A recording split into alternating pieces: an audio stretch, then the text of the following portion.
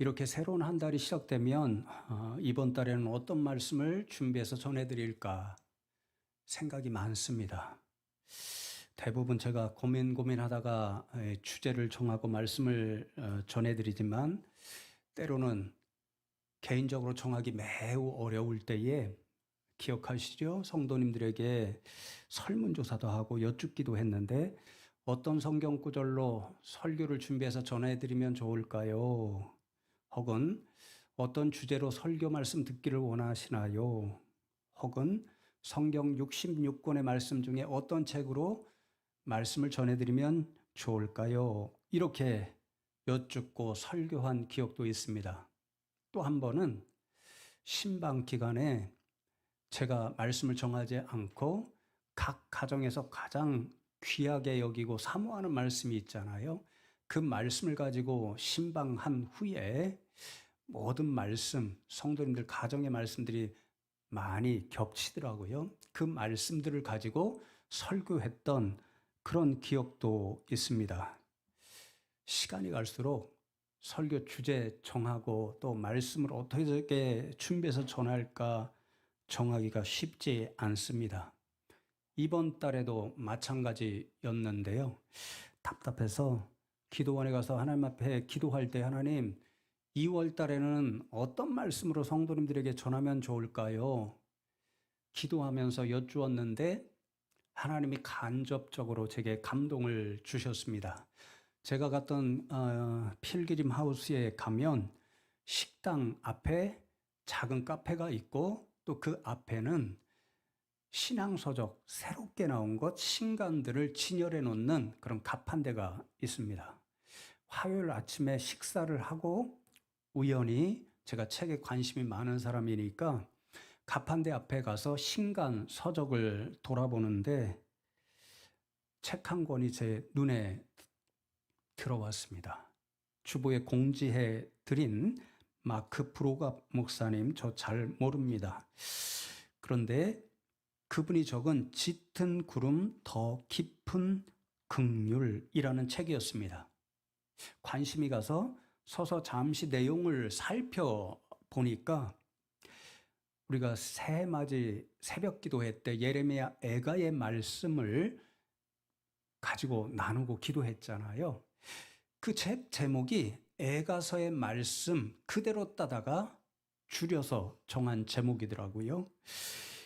애가서 2장 1절의 말씀을 보면 주께서 어찌 그리 진노하사 딸 시온을 구름으로 덮으셨는가 이렇게 탄식합니다. 딸 시온을 구름으로 덮으셨다. 이것은 남쪽 유다 예루살렘이 바벨론에 의해서 완전히 멸망당하고 폐허가 된 그 비참한 현실, 그 비참한 상황 속에서 하루하루 고통 가운데 살아가고 있는 유다의 백성들, 그 현실을 이야기합니다. 그 너무도 암울한 현실을 바라보면서 애가의 저자 예레미야 선지자는 눈물로 하나님 앞에 어찌하여 이렇게 탄식하는 거죠. 그럼에도 불구하고 3장 22절의 말씀을 보면 여호와의 인자와 긍휼이 무궁하심으로 우리가 진멸되지 아니함이니이다. 이렇게 믿음을 고백합니다. 시온이 구름으로 덮여서 완전히 암울한 현실 가운데 살아갑니다. 그래서 날마다 하나님 앞에 눈물로 하나님 어찌하여 이러셨습니까? 라고 애통하고 탄식하는 가운데서도 예레미야 선지자는 여전히 하나님의 인자와 긍휼이 이스라엘 백성들 가운데 남아 있다라고 하는 영적인 현실을 발견하고 그것을 믿음으로 선포하는 거죠. 짙은 구름 더 깊은 긍휼이라는 책에서 브로감 목사님이 우리와 함께 나누고자 하는 은혜가 바로 이것입니다. 시온이 구름으로 덮여서 그 삶의 모든 일들이 암울한 것처럼 저와 여러분도 인생 살아가다 보면 너무도 연약하고 나약해서 때때로 짙은 구름이 우리의 삶 가운데 드리운 것 같은 그런 현실을 직면할 때가 있고, 그래서 애가의 저자처럼 하나님께 어찌하여 이러시나요? 그렇게 애통하고 탄식하는 순간이 있을 수 있습니다. 그런데 중요한 것은 우리는 그럴 때라도 그 애통과 탄식하는 가운데서도 여전히 하나님의 인자와 긍휼하심이 우리 가운데 있다는 것, 그 영적인 현실을 발견하는 믿음을 가져야 한다는 거죠. 그래서 브로감 목사님은 애통이 오히려 은혜의 통로가 될 수 있다라고 적고 있습니다. 어떻게 이렇게 아이러니한 역설의 일, 애통이 은혜가 되는 그런 영적인 현실이 가능한 것일까요? 책을 읽어보면 브로감 목사님이 먼저 그런 영적인 일을 경험했습니다. 브로감 목사님의 사모님이 이제 아이를 잉태하게 되셨습니다. 너무도 기쁘죠? 그 아이가 출산 예정달까지 사모님의 뱃속에서 아주 건강하고 튼튼하게 자랐습니다. 그러니까 목사님 부부는 이제 며칠 후면 새로운 생명, 하나님의 선물이 우리 앞에 이제 모습을 드러내겠구나. 그런 생각으로 날마다 새 생명을 감격과 기쁨 가운데 기다리고 있었습니다. 그런데 불과 출산을 며칠 앞둔 새벽에 사모님이 갑자기 일어나셔서 목사님을 눈물로 깨우시면서 여보, 뱃속에 아이가 움직이지를 않아요. 그렇게 이야기하십니다. 그 순간 목사님은 세상이 깜깜해지는 그런 상황에서 하나님 앞에 탄식합니다. 주님, 안 됩니다. 이거는 절대 안 됩니다. 그렇게 기도하신 후에 날이 밝자마자 사모님을 모시고 병원으로 달려갔습니다. 의사가 1차적으로는 청진기로 진단을 한 후에 정확한 진단을 위해서 초음파 검사를 합시다. 그래서 초음파 검사를 실시합니다. 의사가 한참 동안 검사하면서 이상한 표정을 짓고 불안한 표정을 짓더니 하는 말이 아이의 심장이 뛰지를 않습니다. 죄송합니다. 이렇게 최종 진단을 내립니다. 너무도 감격적으로 기쁨으로 새 생명 맞이할 그 준비를 하고 있었는데 불과 며칠을 앞두고 그 너무도 고귀한 아이는 엄마 뱃속에서 하늘나라로 가고 말았습니다. 그렇게 진단하고 이제 사모님이 병원에 입원해서 수술을 해서 아이를 꺼내는 거죠. 그대로 아이의 모습입니다. 형체가 정말 너무도 살아있을 것 같은 그런 아이인데 목사님 건네주어서 품에 안았지만 완전히 싸늘해서 생명이 없습니다. 상상하기 싫은 장면이죠. 그 후로 한동안 이 브로감 목사님은 하나님께 애통하면서 온갖 탄식의 소리를 쏟아낼 수밖에 없었고 때로는 하나님께 불같은 화를 쏟아내고 싶은 그런 영적인 유혹과 싸우면서 온 몸과 온 마음으로 밀려오는 그 고통의 현실을 견디고 또 견뎌내야 하셨습니다. 그런데 결과적으로 이 애통과 탄식은 목사님을 다시 새로운 마음과 새로운 생각으로 하나님의 말씀, 특별히 자신과 같이 애통하며 부르짖는 시편 기자들이 남겨놓은 하나님의 말씀, 그리고 예레미야, 애가 그 말씀으로 인도해 주었습니다. 목사님은 자신이 애통과 탄식의 경험을 한 그 경험으로 이 말씀들을 읽으면서 마침내 발견한 것이 애통으로 기도하고 애통함으로 믿음이 더 굳건해지고 그리하여 애통함으로 하나님의 긍휼을 이전보다 더 새롭고 강렬하게 경험하는 그런 은혜의 경험을 하게 됩니다. 이런 경험을 통해서 저와 여러분에게 그 은혜를 나누고자 적은 책이 짙은 구름 더 깊은 긍휼이라는 책이고 2020년도에 미국 기독교 출판협회에서 올해의 책으로 수상을 하게 되었습니다. 그래서 아마 우리 번역자가 알고 번역을 해서 제가 보고 그 책 내용이 너무도 좋아서 기도하는 내내 읽게 되었고, 또 애통 시편, 우리가 흔히 알고 있는 탄식 시편, 탄원 시편, 시편의 3분의 1 이상이 그것입니다. 무엇을 이야기하나요? 부르간 목사님처럼 우리 인생들이 다 나약하고 연약해서 그런 고통과 슬픔으로 수없이 때로는 애통하고 탄식할 수밖에 없는 그런 모습을 보여주죠. 60편 이상인데 한 편 한 편 기도하면서 표시해가며 읽고 먼저 묵상했습니다. 그래서 2월 한 달은 이 부르간 목사님의 책을 통해서 얻은 신앙의 교훈, 또 애통 시편을 읽고 제가 묵상한 믿음의 내용들을 매주 1시간씩 나누면 좋겠습니다. 오늘은 첫 번째로 다윗 시대의 찬양 대장이라고 할 수 있겠죠. 찬양대 우두머리라 그렇게 기록되어 있으니까 아마도 우리 지휘자 성훈 목사님이나 찬양대장 우장누님 같은 분이죠. 아삽이 지은 시편 77편의 말씀을 가지고 애통하는 자의 믿음, 하나님을 믿는 자만이 애통할 수 있다. 세상 사람이 흘리는 눈물과 완전히 다릅니다. 그런 교훈을 전해드리고자 합니다. 서두가 길었죠. 네.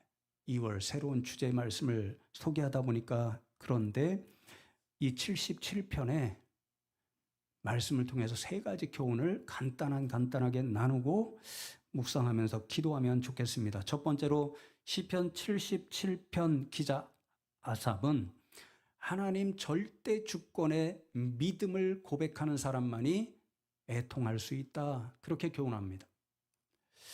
오늘 읽은 3절과 4절 말씀을 다시 봉독해 드리겠는데요.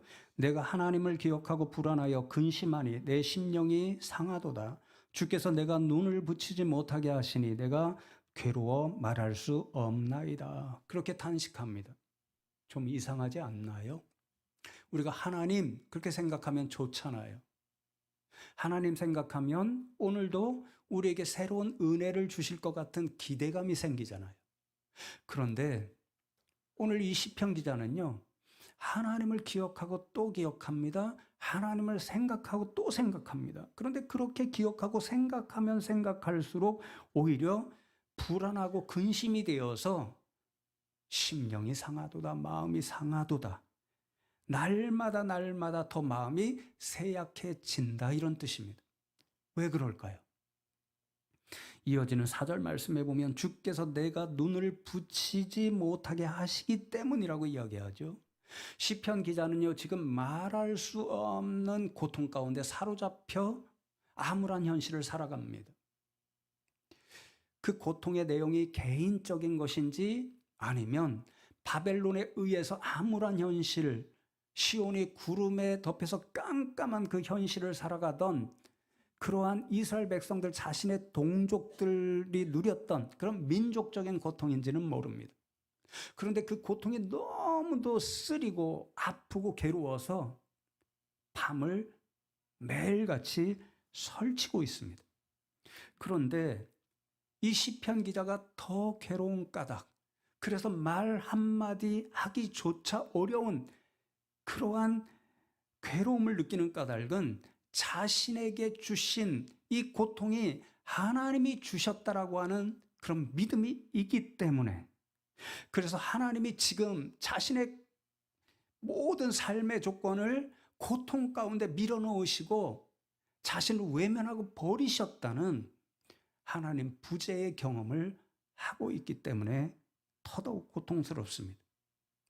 그러니까 지금 이 시편 기자가 완전히 눈물로 애통하고 탄식하는 까닭은 자신에게 닥친 모든 삶의 고통스러운 일들이 하나님의 주권적인 역사라고 믿기 때문에, 하나님 절대 주권의 신앙을 가지고 있기 때문에 하나님 앞에 애통하게 되는 거죠. 성도 여러분, 그렇죠? 우리는 때때로 애통하고 탄식하는 것이 혹시 불경건한 일이 아닐까? 이런 생각을 할 때가 종종 있습니다. 저도 그럴 때가 있습니다. 그런데 오늘 시편을 보면요. 애통은 누가 할 수 있는가? 하나님께서 내 삶의 절대적인 주인이고 내 삶을 역사하신다는 믿음을 가진 사람이 그 하나님으로 말미암아 믿음으로 행하는 일이 애통입니다. 한번 생각해 보실까요? 만일 하나님을 알지 못하고 믿지 못하는 사람들이 이렇게 고통과 암울한 현실을 맞이했다고 생각해 보십시오. 어떻게 그런 일들을 해석하고 이야기하나요? 제가 너무 진지해요? 오늘 너무 무거운데 분위기가. 이래서 제가 찬양 끝나고 딱 끝내면 좋을 것 같아요. 신나게 행진합시다. 그래도 설교로 완전히 진지하게 만들어 버리잖아요. 제일 많이 듣는 말이 아이고 내 팔자야. 그죠? 팔자를 원망합니다. 또 어떤 사람은 이게 내 운명인가? 운명론, 숙명론으로 해석하고 이야기합니다. 또 어떤 사람은 그러죠. 운이 없어. 나는 재수 없는 인간인가 봐. 이렇게 해석합니다. 어떻게든 자신이 당하고 있는 고통의 현실이 해석돼야 그래야 다시 설 수 있는 그런 가능성이 생기기 때문에 억지로라도 그렇게 해석하고 이야기하는 거죠. 그런데 여러분, 믿는 사람은 그렇게 할 수가 없습니다. 믿는 사람은 팔자 타령할 수 없고 운명을 이야기할 수 없고 은혜라는 말은 사용할 수 있지만 재수 없다라는 말은 사용하기 수가 없는 거죠. 그러니 결국 믿는 사람은 어떻게 반응해야 되는가? 죄송하게 제 예를 들어서 죄송하지만요. 욥의 고백, 그 믿음이 있기 때문에 하나님의 절대적인 주권의 역사라고 고백하기 때문에 하나님 앞에 그렇게 탄식할 수 있는 거죠. 그래서 브루간 목사님은 애통은 우리의 슬픔을 하나님 앞으로 가져가는 믿음의 행위라고 적습니다. 사랑하는 성도 여러분, 저만이 아니죠. 여러분들도 삶을 살아가다 보면 예기치 않은 고통도 오고 슬픔도 오고 그래서 시편 기자처럼 하나님 앞에 애통하고 탄식하고 싶은 마음이 들 때 있죠. 그럴 때 하나님 앞에 나오셔서 마음껏 그 마음을 쏟아 놓으실 수 있으면 좋겠습니다. 사람들은요, 한계가 있더라고요. 저희 친구들, 목사님들 아무리 가까워서 이제 만나서 서로의 힘든 이야기, 위로받고 싶은 이야기 많이 하잖아요. 몇 번 하다 보면요, 그만하면 좋겠다. 이게 사람의 마음이더라고요. 그런데 우리 하나님은 그렇지 않으십니다. 우리가 어떤 사람이 고통으로 눈물 흘릴 때 뭐라고 그러죠? 실컷 울어. 그래야 조금이라도 마음이 시원해지지 그러잖아요. 그 마음으로 하나님 앞에 나가서요. 마음껏 우셔도 됩니다. 하나님은 그 우리의 울음, 애통을 주목하시고 그 애통의 자리에서 다시 일어날 수 있는 힘을 주시는 분입니다. 그러니 마음껏 하나님 앞에 믿음으로 애통하시는 저와 여러분 되면 좋겠습니다. 두 번째로 하나님 절대 주권의 신앙을 가지고 있기 때문에 애통하는 자는 포기하지 않고 계속 기도할 수 있습니다. 1절의 말씀을 보시면요. 내가 내 음성으로 하나님께 부르짖으리니 내 음성으로 하나님께 부르짖으면 내게 귀를 기울이시리로다. 그렇게 말씀합니다. 부르짖는다라는 말을 두 번이나 강조해서 표현하지요. 시편 기자의 강한 의지. 나는 지금 비록 고통 가운데 슬픔 가운데 있어서 애통하고 탄식하지만 그럴지라도 포기하지 않고 하나님께 반드시 기도할 거야. 그런 강한 의지의 믿음을 선포하는 겁니다. 왜 그렇게 할 수 있을까요? 내가 부르짖으면 내게 귀를 기울이시리로다. 이 믿음이 있기 때문입니다. 기울이신다는 말의 원어를 찾아보니까요. 문법이 시제가 때로는 헬라어나 히브리어 중요하다고 말씀드렸죠. 보니까 주석에 보니까 이 표현은 시인의 강한 확신을 담고 있는 확신의 완료형으로 되어 있다고 합니다. 문법적인 거 다 잊으시고 무슨 뜻이냐면요.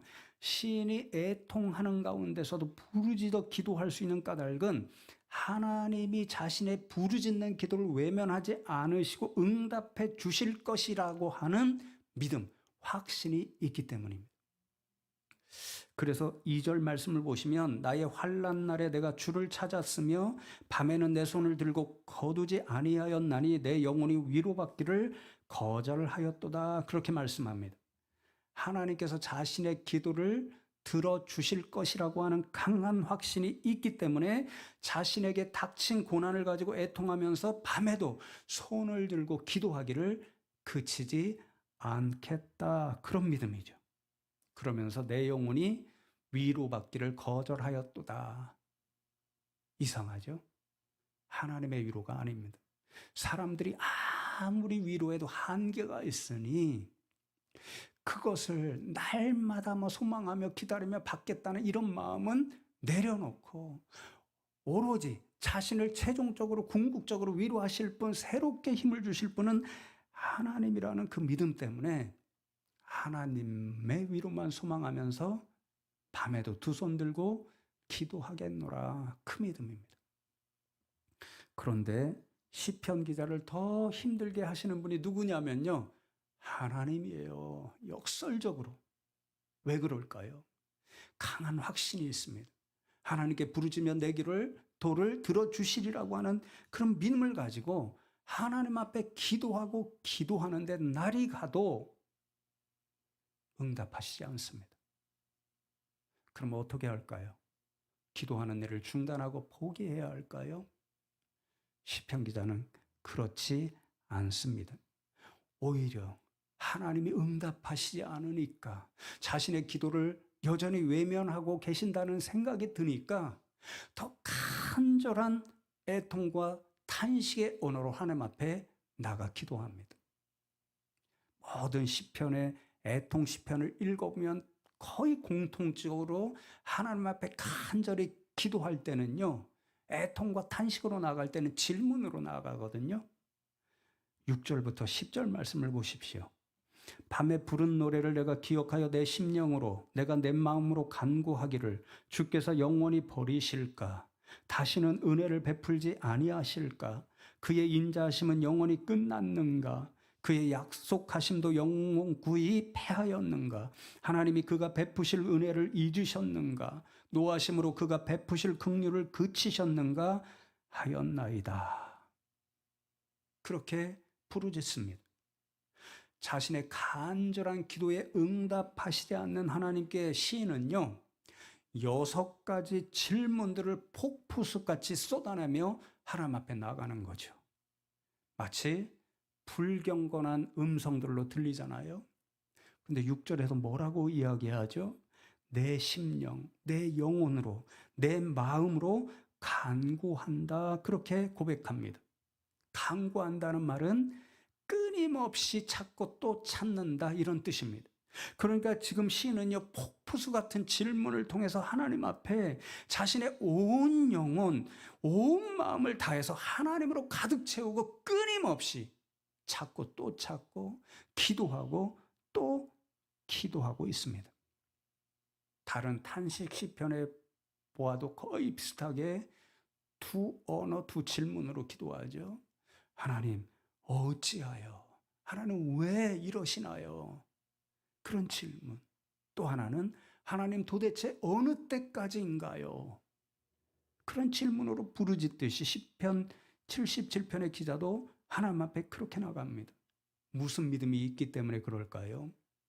자신이 당하고 있는 모든 암울한 현실이 결국 하나님의 손에 달린 하나님의 역사라고 한다면 동일하게 자신의 암울한 현실, 이 고통, 이것으로부터 건져주실 분도 오직 하나님밖에 없다는 그 믿음이 있기 때문에 하나님 앞에 애통으로, 탄식으로 부르짖는 거죠. 말씀을 준비하면서 제가 한 예화를 읽었는데요. 두 친구가 있었습니다. 아주 가까웠는데 무슨 이유 때문인지는 몰라도 몇 년간 서로 만나지를 못했습니다. 오랜만에 만나서 반갑게 인사를 나누고 이제 주로 하는 이야기가 그동안 어떻게 지내왔어? 그리고 가족들은 어때? 이런 이야기였습니다. 그런 이야기를 나누다가 한 친구가 다른 친구에게 자네 아들은 어떻게 지내? 잘 있지? 그렇게 이야기를 합니다. 질문을 받은 친구가 어떻게 대답하냐면요. 자네처럼 나 또한 매일 돈 쓸 일 뿐이네. 저와 여러분의 현실이죠. 우리 아들이 어느 날은 자전거, 건강을 위해서 자전거 타겠다고 사달래서 내가 좋은 거로 한 대 사줬어. 그랬더니 얼마 지나지 않아서 누군가 오토바이 타는 거 보더니 너무 좋으니까 오토바이 사달라고 저러고 또 졸라대서 오토바이를 사줬어. 그랬더니 얼마 지나지 않아서는 오토바이는 위험하다고 이제 얼마 전에 면허증도 땄으니까 새 차 하나 사달라고 조르더는구만. 아들은 나를 볼 때마다 돈이 생각나는가 봐. 돈만 달라고 조르고 요청하고 또 요청해. 자네 아들은 어떤가? 이렇게 이야기합니다. 질문을 되돌려 받은 그 친구가 한참 동안 대답을 하지 못하다가 대답을 합니다. 내게도 자네처럼 요구를 끊임없이 하는 아들이 있으면 얼마나 좋겠나. 내 아들은 3년 전에 사고로 세상을 떠났어. 죽은 내 아들은 내게 아무런 요청도 하지 않아. 그렇게 대답했습니다. 매일같이 저와 여러분이 정말 필요한 존재라고 확신해서 이것 해주세요, 저것 해주세요 하는 자녀가 있는 것이 행복한 일일 수 있다라고 하는 이야기죠. 이 예화를 우리 신앙의 일에 비슷하게 적용할 수 있습니다. 저와 여러분이 무엇인가 필요할 때마다 이것 주세요, 저것 주세요 요청할 수 있는 하늘 아버지가 계시니 행복한 거죠. 아니요, 더 정확하게 말씀드리면 그 하늘 아버지께서 아들이요 딸 된 저와 여러분에게 하나님 자신에게 이것 해주세요, 저것 해주세요 요청하는 특권, 기도의 특권을 주셨습니다. 그러니 성도 여러분, 비록 때때로 애통으로라도 때로는 탄식으로 부르짖을지라도 우리에게 기도의 특권을 주신 그 아버지 하나님 앞에 나와 기도하시는 분들 되면 좋겠습니다. 언제까지요? 우리의 애통과 탄식을 들으시고 응답해 주실 때까지 찾고 또 찾고 기도하고 또 기도하고 간구하고 또 간구할 수 있는 분들 되면 좋겠습니다. 마지막 세 번째로 아주 간단하게 말씀드리려고 하는데요. 11절 이하로부터 20절까지의 말씀을 보면 77편의 분위기가 완전히 새로워집니다. 애통하고 탄식으로 부르짖던 시편 기자가 갑자기 하나님을 찬송하겠더라고 그렇게 이야기합니다. 갑분싸 이런 이야기 하더라고요. 요즘 저 갑자기 분위기가 뭐 어떻게 바뀌었다 그래서 갑분 뭐 어떻게 얘기하더라고요. 어떻게 이렇게 바뀔 수 있을까요? 11절 12절 말씀을 보실까요? 곧 여호와의 일들을 기억하며 주께서 옛적에 행하신 기이한 일을 기억하리이다. 또 주의 모든 일을 작은 소리로 읊조리며 주의 행사를 낮은 소리로 되뇌이리이다. 그렇게 말씀합니다. 시인은 하나님의 일들, 하나님께서 옛적에 베풀어 주셨던 그런 일들을 기억해내서 그 기억으로 인하여 그 일들을 선포하며 하나님을 찬송하겠다라고 믿음을 선포합니다. 그가 기억하고자 하는 하나님의 일들은 무엇일까요? 이어지는 말씀을 보면 한 가지로 집중됩니다. 바로 출애굽의 은혜입니다. 이스라엘 백성들이 시편 기자와 똑같이 애굽에서 고통으로 인하여 애통하고 탄식함으로 하나님 앞에 부르짖었더니 이스라엘 백성의 그 애통과 탄식 소리를 들으신 하나님께서 그들을 그 애통과 탄식의 자리로부터 구원해 주셨잖아요. 그 은혜를 기억하겠다는 것입니다. 왜 기억할까요? 믿음과 기대가 있기 때문에 그렇습니다. 한번 생각해 보십시오. 출애굽기에는요, 2장 말씀에 아주 몇 줄로만 기록되어 있습니다. 이스라엘 백성들이 너무도 힘들어서 하나님 앞에 하나님을 기억하고 부르짖어 기도했다라고 말씀합니다. 그런데 생각해 보십시오. 애굽에서 몇 년 동안 있었죠? 400년 넘는 세월이었습니다. 요셉의 은혜를 잊어버린 애굽 백성들이 이스라엘 백성들을 탄압한 것이 400년입니다. 그러면 이스라엘 백성들이 하나님 앞에 애통과 탄식으로 부르짖은 기간이 얼마입니까? 400년입니다. 금방 들어주신 게 아닙니다. 400년 애통하는 탄식하는 기도를 들으시고 하나님께서 구원의 역사를 베풀어 주셨듯이 시인은 지금 하나님 앞에 간절히 부르짖지만 하나님의 음성을 듣지 못합니다. 그래서 더 괴롭습니다. 그러나 포기하지 않고 하나님 앞에 기도합니다. 왜요? 400년 만에 응답해 주신 그 하나님께서 마침내 자신의 애통과 탄식을 들으시고 자신을 위로하시고 구원해 주실 것이라고는 믿음, 기대가 있으니 은혜를 기억하고 하나님 앞에 믿음을 선포하는 거죠. 저도 마찬가지지요. 수없이 애통하고 탄식할 때 하나님 왜 그러셨나요? 그러지만 제가 몇 차례 여러분과 나누었던 것처럼 제 인생의 가장 힘든 순간에 하나님이 결정적인 음성 서너 차례 들려주셨고 놀라운 기적과 같은 은혜를 베풀어 주셨기 때문에 그 사실을 기억하면 결단코 하나님 없다라고 부인할 수 있는 그런 존재는 될 수 없고, 오늘도 하나님께서 분명히 나와 우리 가정을 기억하시고 또 다른 은혜를 준비하실 거야. 이 믿음으로 기대하며 오늘도 살아가는 거죠. 사랑하는 성도 여러분, 여러분도 그런 은혜의 경험 다 있는 것 압니다. 오늘도 그 은혜를 베풀어 주신 하나님께서 때로 경험하게 되는 애통과 탄식의 자리 가운데서 저와 여러분을 바라보시고 주목하시고 저와 여러분을 위한 새로운 은혜를 준비하고 계신다. 그런 믿음과 기대로 힘을 내서 감당해야 할 모든 일들을 능히 감당하는 성도님들 다 되시기를 주님의 이름으로 축복합니다.